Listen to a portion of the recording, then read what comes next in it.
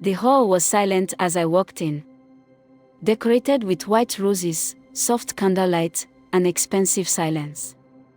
Chuka stood tall at the altar, dressed in cream agbada, smiling like a man who had already won. His eyes scanned my body, not like a lover, but like an investor pleased with his purchase.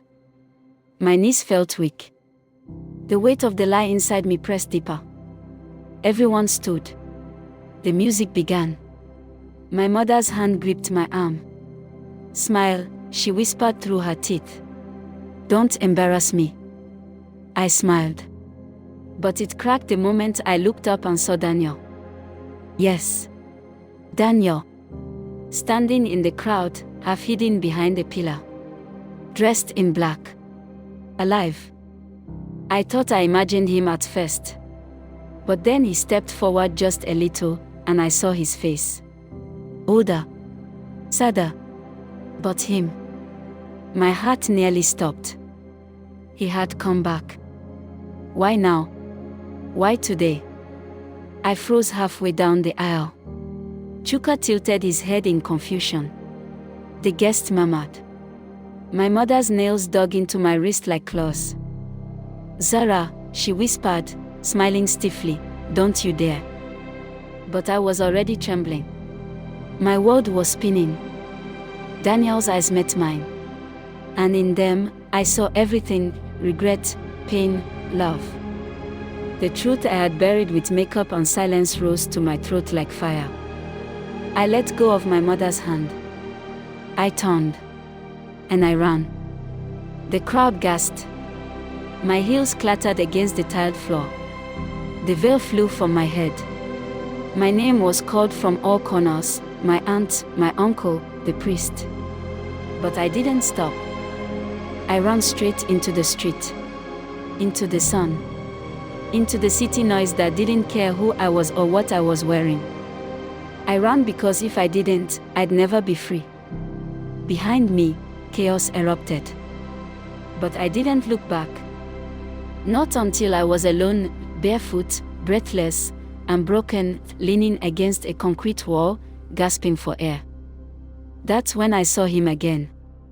Daniel. He had followed me. He didn't speak. He just stood there, unsure, ashamed. "You left," I whispered. "I was forced to," he said. "Your mother." I held up my hand. "Don't," I said. "It doesn't matter now." Silence hung between us. He looked at my stomach. I placed a hand on it, gently. His voice cracked.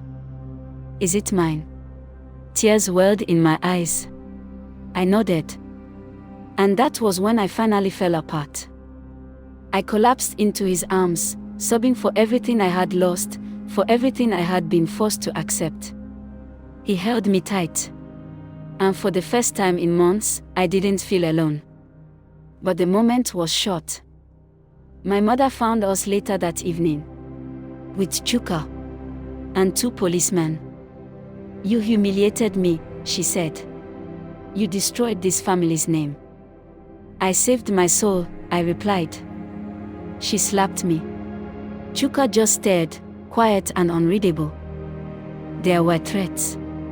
Legal action. Disownment. They called me mad. Ungrateful. Cursed. But I didn't move. Daniel stood beside me the whole time. Eventually, they left, shouting promises of destruction behind them. That night, I slept in Daniel's small apartment on a thin mattress, surrounded by silence and the smell of smoked fish from the neighbor's kitchen. It wasn't perfect. But it was mine. In the morning, he made me tea with too much sugar. We didn't speak about the future. We didn't need to. I had already lived enough lies. Now, I just wanted truth, raw, hard, painful, but real. And this child growing inside me. He or she would never grow up wondering if their mother ever chose her own life.